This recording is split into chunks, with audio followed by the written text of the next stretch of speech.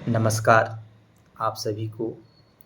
अभी हम लोग जब भी मोबाइल खोलते हैं आज की डेट में तो जंतर मंतर और देश को लेकर आंदोलन दिखाई दे रहे हैं। और जब भी हम खोल रहे हैं तो उसमें छात्रों की बातें और सोशल मीडिया पे जो चीज़ें हो रही है, कहीं न कहीं ये चीज़ें सही है या गलत है।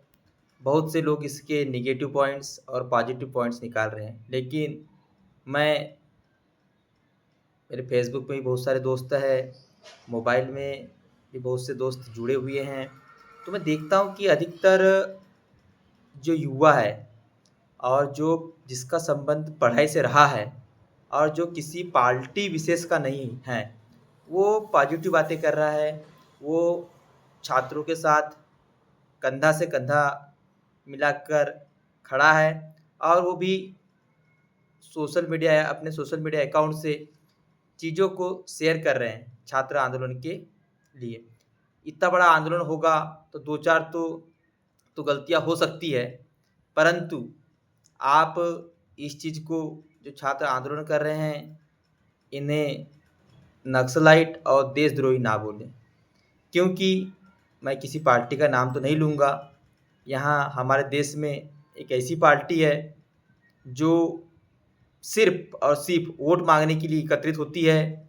जब किसी मुद्दे की या छात्र हित की बात होती है, तो वो एकत्रित नहीं होती है। वो हमेशा अपने संगठन को मजबूत करने के लिए आगे आती है। हर गाँव में हर गाँव में उसके नेता हैं, जो सिर्फ़ वोट बैंक की राजनीति करते हैं और सिर्फ़ लोगों को जोड़ने का काम करते हैं। उसके अलावा आप बता दीजिए, आपके गाँव में, आपके आस-पास, आपके ज़िले में, आपके देश में भी देख ही रहे हो आप, जो पार्टी है, कब उन्होंने हितों की बात के लिए आगे आए हैं। वो आपको वोट माँगने टाइम पे झंडा पकड़े हुए नज़र आएँगे।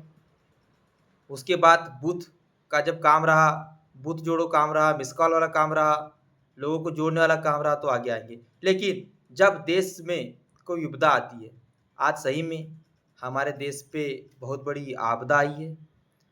नीट का पेपर लीक होना, पेट्रोल डीजल के रेट बढ़ना, महँगाई बढ़ना और क्राइम बढ़ना और इसके अलावा देश हित में जो काम होना था वो काम नहीं हो रहे हैं। इसमें कभी वो पार्टी आगे बढ़कर नहीं आ रही है। मैं नाम नहीं लूँगा, आप इतना बोल नहीं समझ गए होंगे। और जिस तरह हम न्यूज़ खोलते हैं, अब जब न्यूज़ तो मैं देखता नहीं हूँ, लेकिन जब भी हम लोग फ़ेसबुक में या जब हम स्क्रॉल करते हैं, तो आपने देखा होगा कि न्यूज़ वाले कहीं न कहीं एक ही चीज़ें बताते हैं। वो केवल नेगेटिव पॉइंट बताते हैं। बिल्कुल 157-58 रैंक की हमारी न्यूज़ है, सच में है।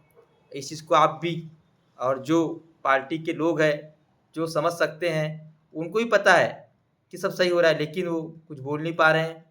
और जो न्यूज़ है, वो पूरी नेगेटिव बातें बताती है। मैंने देखा, चाहे जी न्यूज़ देखो, आज तक देखो, एनडीटीवी देखो, इंडिया टीवी देखो, कोई भी न्यूज़ देखो आप, जो उनके मेन एंकर है, DD news even DD news तो अच्छा हम सुनते थे पहले, लेकिन अब उसमें भी आप देख रहे हैं, सुधीर चौधरी जी आ गए हैं, रजत शर्मा, अंजना ओम कश्यप, जितनी भी गोदी मीडिया आप देख रहे हैं।